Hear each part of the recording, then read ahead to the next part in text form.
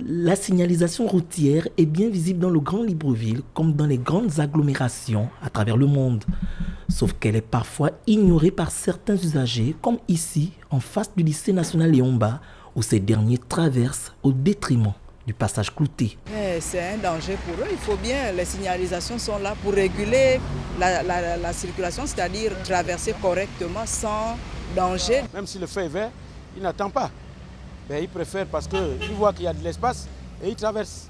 Or, il doit attendre que le feu passe au rouge. Si certains usagers ignorent les différents codes de sécurité nécessaires pour circuler sur la route, d'autres, par contre, les maîtrisent très bien.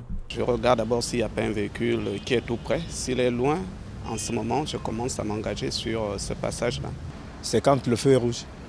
Tout à l'heure, j'ai accès de traverser parce que le véhicule se stationne. Le respect du code de la route est l'affaire de tous. Même lorsque les panneaux de signalisation sont défectueux, les automobilistes comme les piétons doivent garder à l'esprit les règles élémentaires pour éviter tout accident. On se rend compte que la signalisation n'est pas beaucoup respectée par les automobilistes, qu'elle soit horizontale ou verticale.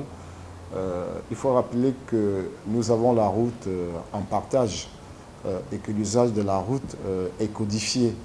Et ces codes ont pour objectif d'éviter des conflits sur la route, de limiter les accidents.